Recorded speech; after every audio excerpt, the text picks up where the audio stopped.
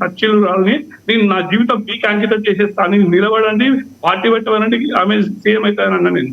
అట్లా ఎందుకో రాలేదు అంటే ఆమె దగ్గరికి ఈ వీడియో లోకపోయినా కూడా ఆమెకు తెలుసు ఆమె తప్పు 100% తప్పు చేసింది. కానీ ఈ కేసులకి వెళ్ళి బయటపడ్డది ఆమె బయటపడలే, బయటపడేసిర్రు. ఇది కేవలం రాజకీయ గేమ్లు ఆడిర్రు. ఇవన్నీ క్యాల్కులేషన్స్, ఈ క్యాల్కులేషన్స్ తోనే బయటకు వచ్చింది. అంటే ఇక్కడ క్లియర్ కట్ గా అవుతుంది. సిబిఐ అంత పిచ్చిదా, వాళ్ళకి అంత తెలివి లేదా? వాళ్ళు అన్ని తీసుకొచ్చుకుని పెట్టుకున్న వాళ్ళు ఇంత టెక్నాలజీ. ఇవాళ ఒక సామాన్యుడు దొంగతనం చేస్తే వాడిని పాపం ఎంత చేసి వాడిని ఎంత లోపలేసి వాని ఫోన్ సిగ్నల్స్, ఈమె ఫ్లైట్లలో ఒక్కటే పోయిందా? స్పెషల్ ఫ్లైట్ లో పోలేదా? డబ్బులు తీసుకుపోలేదా? హోటళ్లలో లేదా? సిగ్నల్స్ లేవా? ఇవన్నీ ఎక్కడ పోయినాయి టెక్నాలజీ? ఇవన్నీ లావాదేవీలు ఎక్కడ పోయినాయి? అఫ్ కోర్స్ నాకు కూడా తెలుసు, నేను కూడా కామర్స్ చదువుకున్నా, నేను కూడా అకౌంట్ చేసిన. బమ్మిని తిమ్మిని చేయొచ్చు. ఇది కేవలం పొలిటికల్ డ్రామా మాత్రమే, పొలిటికల్ ఈక్వేషన్స్ తో ఆడిన నాటకం మాత్రమే ఇది. అయితే రాజమౌళి గారు, ఇది ఒక రకంగా బీజేపీ సెల్ఫ్ గోల్ అనుకోవచ్చా? దీని పర్యవసానం 100% నేను చెప్తున్నా. వాళ్ళ బీజేపీలా నిజాయితీ పరులు లేరని కాదు, ఇప్పటికీ నేను బీజేపీకి సపోర్ట్ చేస్తాను. ఎందుకంటే కాంగ్రెస్ కంటే 100% బీజేపీ నయం. ఇప్పుడు భారతదేశాన్ని కాపాడాలంటే బీజేపీనే కావాలి. కానీ ఈ ఈక్వేషన్స్ లో నేను మొన్న ఒక రోజు అదన్నా, చాణక్య నీతిలో ఆడాలి, తప్పదు లేదు. చాణక్య గేమ్స్ ఆడుండ్రి, కానీ ఒక పద్ధతి ప్రకారం ఆడాలి. అరే 100% తప్పని చెప్పినాక వీళ్ళు ఈమెను బయటపడేసిందంటే ఇది ఎంత ప్రజలు వాళ్ళ ఇచ్చింది వాళ్ళే తీసుకుంటారు. ఇప్పుడు తెలంగాణలో ఆల్రెడీ సర్వనాశనం అయితే నాయకుల కొట్లాటలతో. ఈ కరీంనగర్ నాయకుడు, సికింద్రాబాద్ నాయకుడు, అటు చేవెళ్ళ నాయకుడు, గీవెళ్ళ నాయకుడు, నిజామాబాద్. రాజమౌళి గారు, కొంతమంది అంటున్నారు మీరు భావోద్వేగంతో మాట్లాడుతున్నారు. చట్టానికి కావాల్సింది ఎవిడెన్స్ లేకపోతే ఎవరేం చేస్తారు? మీరు భావోద్వేగంతో మాట్లాడుతున్నారు అంటున్నారు. వాళ్ళకి ఏం చెప్తారు మీరు? అది కూడా చెప్తున్నా నేను. ఇక్కడ భావోద్వేగాన్ని సామాన్యుడికి భావోద్వేగాలు వస్తాయి, నిజాయితీ పరులకే భావోద్వేగాలు వస్తాయి. ఇక్కడ వంచబడేది ప్రజలే. ప్రజలు మోసపోతున్నారు. ఆ ప్రజలలో నేనొకరిని. ఇక్కడ న్యాయం కూడా అమ్ముడు పోయింది, చట్టం కూడా అమ్ముడు పోయింది, పొలిటికల్ గా అమ్ముడు పోయినరు, మొత్తం వ్యవస్థ మొత్తం అమ్ముడు పోయింది. ఇది మొత్తం మ్యానిపులేషన్ అయింది ఇక్కడ. ఇది 100% అయింది ఇక్కడ. ఎందుకంటే ఎంత పెద్ద ఎవిడెన్సెస్ ఉన్నా కూడా వాటిని ఎట్లా తవ్వేరు పాపం వాళ్ళు, ఎట్లా ఒక్కొక్కటి తీసుకొచ్చిండ్రు ఎవిడెన్సెస్, వాటిని నీరు గార్చిండ్రు. ఇది న్యాయ వ్యవస్థ కూడా. ఎందుకంటే న్యాయ వ్యవస్థలో ఎంత లోపాలు ఉన్నాయో మనం చెప్పుటిగా ఆయన అడ్వకేట్ గారు వాళ్ళకి తెలియదు ఏమున్నది. కానీ ఒకటి మాత్రం నిజం, సచ్చిలురు అని సర్టిఫికెట్ కూడా మాత్రం అది చాలా తప్పండి. మీరు పెద్దవారు, మీకు ఉండొచ్చు, మిమ్మల్ని నేను చాలా నుంచి అబ్జర్వ్ చేస్తున్నా. మీరు మెల్లమెల్లగా మళ్ళీ కేసీఆర్ ఫ్యామిలీ వైపు వస్తున్నారు అనేది ఇక్కడ క్లియర్ అర్థమవుతుంది. ఇది ఆరోపణ కాదు, ఇక్కడ నిజం. ఇక్కడ మనం ఒకరికొకరు పర్సనల్ గా ఎంచుకోవడం లేదు. నేను ఈ డిబేట్ లో మాత్రం చెప్తున్నా, ఈ డిబేట్ లో మాత్రం మీరు ప్రోగా మాట్లాడుతున్నారు వాళ్ళ గురించి.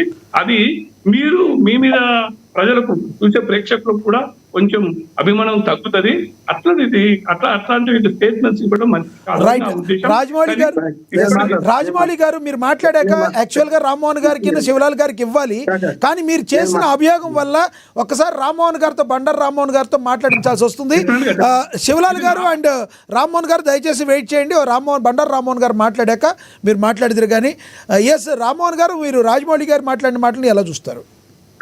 ఎందుకంటే ఆయన మీద కూడా నాకు మర్యాద ఉంది. నేను లీగల్ గా నేను చెప్పాను. ఆమె తర్వాత వాచ్ పెట్టుకుందా, బంగారం కొనుక్కుందా, వాటి గురించి నేను మాట్లాడే రాష్ట్రంలో కానీ మీరు అనవసరం చెప్పాను ఆరోపణ చేస్తే ఇప్పుడు న్యాయ వ్యవస్థ కూడా మేము అందరం సాక్ష్యం ఉన్నాం. మీరు జైలుకు పోతారు ఇట్లా మాట్లాడు. ఏమనుకుంటున్నారు మీరు? కోర్టు తీర్పును ఉటంకిస్తుంటే కోర్టు తీర్పు విడిచిపెట్టి రామోహన్ రావు మీద పడతారేంటి, కోర్టుల మీద పడతారేంటి? ఈ సిబిఐ ఏం చేసింది చక్క నాకిందా ఈ మాట అంటున్నాను. సిబిఐ సరిగ్గా ఆదాయం చూపెడితే ఈ శిక్ష పడుతుండే కదా అంటున్నాను.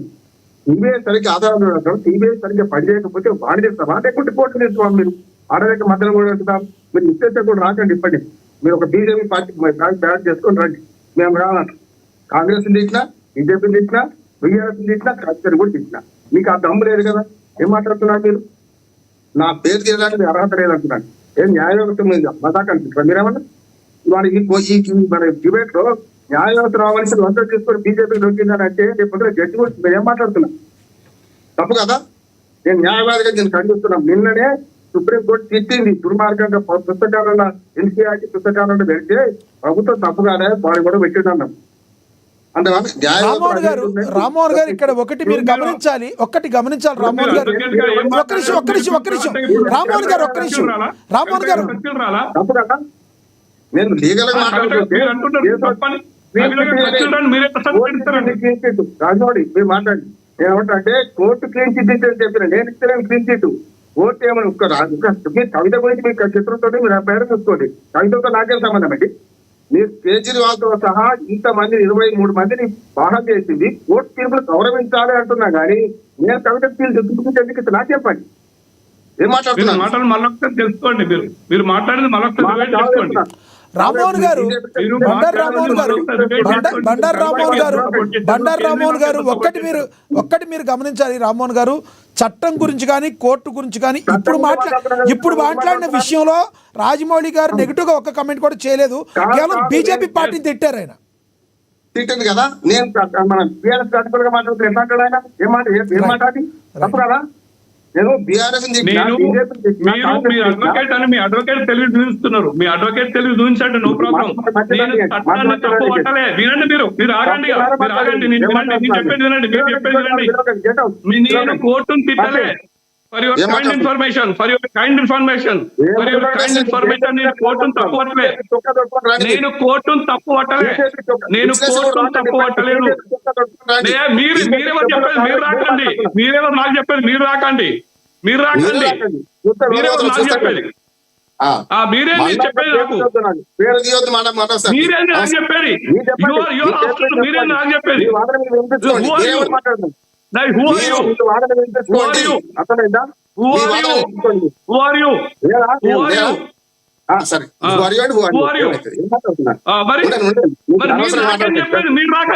రాకండి అని చెప్పేది మీరెవరు? మీరు మాట్లాడి మీ ఇద్దరు కూడా పెద్దవారు. దయచేసి కాంప్లిమెంట్ గా కాకుండా కాంప్లికేటెడ్ గా కాకుండా కాంప్లిమెంట్ గా ఉండేటట్టుగా మాట్లాడుకోవాలి.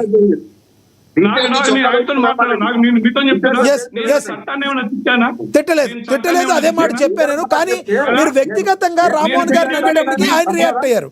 రామ్మోహన్ గారిని మీరు వ్యక్తిగతంగా మీరు అన్నారని ఆయన రియాక్ట్ అయ్యారు. చట్టాన్ని అయితే మీరు రాజమౌళి గారు మీరేం అనలేదు, కానీ వ్యక్తిగతంగా మీరు బీఆర్ఎస్ కి దగ్గర అయ్యారు అనే మాటని ఒక అడ్వకేట్ గా ఉన్న ఆయన మీరు అనేటప్పటికీ ఆయన హర్ట్ అయ్యి అలా మాట్లాడాలి.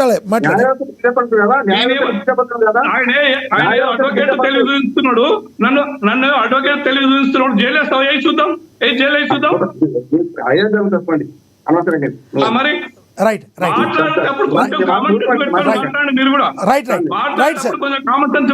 రాజమౌళి గారు కాసేపు ఉండండి, రామ్మోహన్ గారు కాసేపు ఉండండి, మళ్ళీ మాట్లాడదాం. మనతో రామ్మోహన్ గారు ఉన్నారు, బీఆర్ఎస్ నేత, ఆయనతో మాట్లాడదాం. రామ్మోహన్ గారు నమస్తే అండి. నమస్తే అండి. రామ్మోహన్ గారు, ఏంటండి ఇలా జరిగింది? అనుకున్నది ఒకటి అయినది ఒకటి, బోల్తా కొట్టింది బుల్బుల్ పెట్టా అన్నట్టు మీరేమో పార్టీ నుంచి సస్పెండ్ చేస్తారు. అదేదో లిక్కర్ స్కామ్ కేసులో ఉంది, అది చూసుకోమ్మా అన్నారు. ఆఖరికి ఆవిడేమో కడిగిన ముత్యంలాగా వచ్చింది. ఇది ఎంత బీఆర్ఎస్కి పెద్ద డిసడ్వాంటేజ్ అయ్యేటట్టుందా? ఏమంటారు మీరు? ఇప్పుడు కవిత గారు కడిగిన ముత్యం, అలాంటి ముత్యాన్ని మీరు ఎలా వదిలేసుకున్నారండి? అంటే కవిత విషయంలో, బీఆర్ఎస్ పార్టీ విషయంలో జరిగింది. కవిత గారు పార్టీ మీద వ్యతిరేకంగా వ్యాఖ్యానం చేసినందుకు పార్టీ నుంచి సస్పెండ్ చేసినాం. దానికి కేసుకు దీనికి ఎలాంటి సంబంధం లేదు. సస్పెండ్ కేసు అక్రమ కేసు పెట్టినప్పుడు హరీష్ రావు గారు, కేటీఆర్ గారు, మా